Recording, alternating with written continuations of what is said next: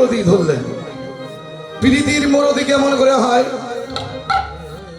নয়নে নয়নে বান বরিশনে তাহাতে জন্মিল পি,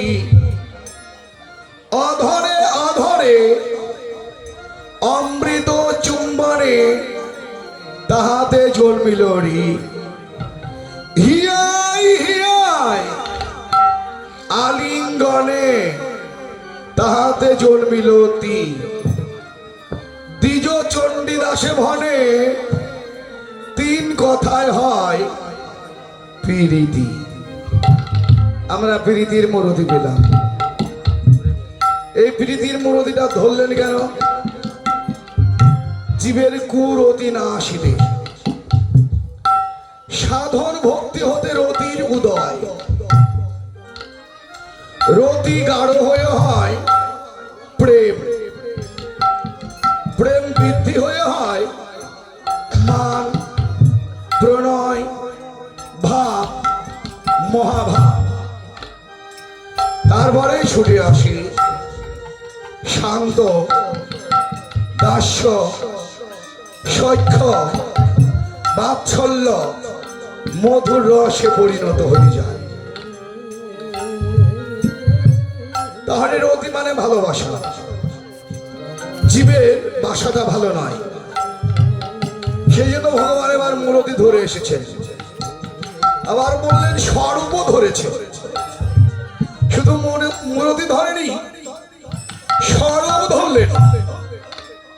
স্বরূপটা ধরলেন কেন? জীবের আত্মস্বরূপ, জীবের আত্মস্বরূপ জাগাইতে আমার গৌর হরি স্বরূপ ধরেছেন। জীবের পরিচয় কি?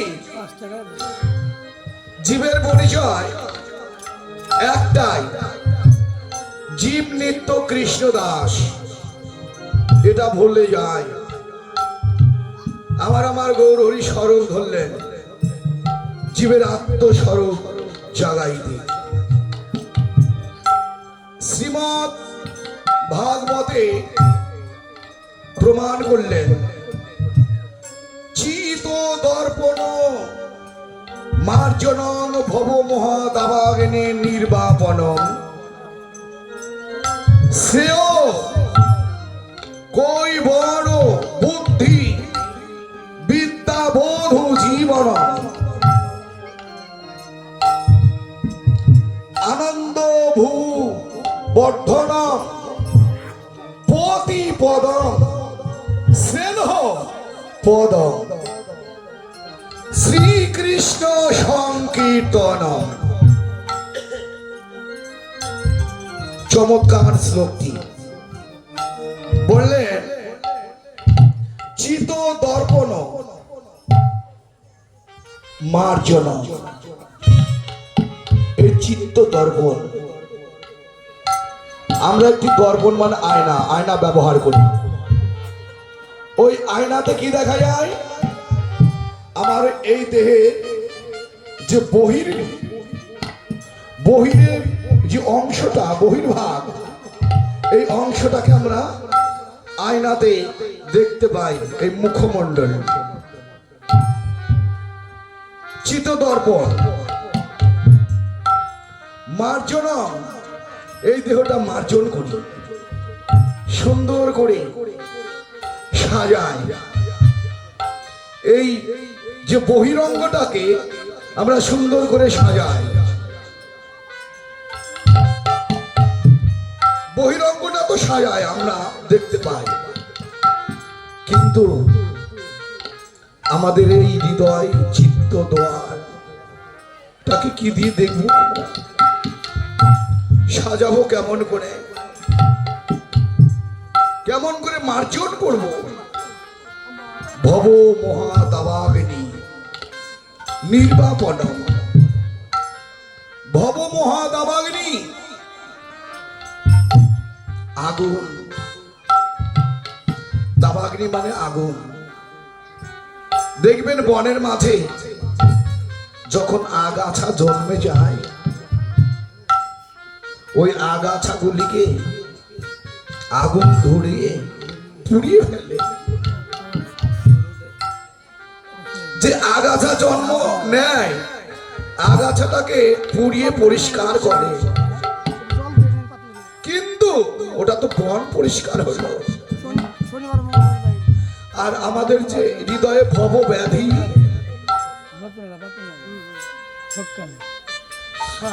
আমাদের হৃদয়ে যে ভব ব্যাধি, যে ব্যাধির জন্য অনন্ত কোটি কলির জীব কাঁদছে, তাদের হৃদয়ে কত দুঃখ, কত বেদনা, কত কষ্ট। যে ভব ব্যাধি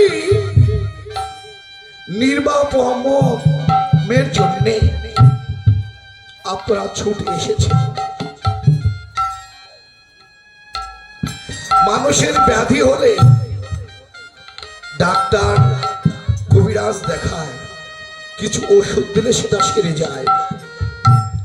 আর যদি ভব ব্যাধি হয়,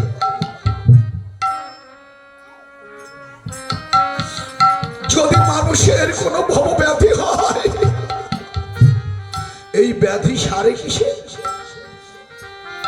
হরে নাম, হরে নাম, হরে নাম ওই মুখে বলল।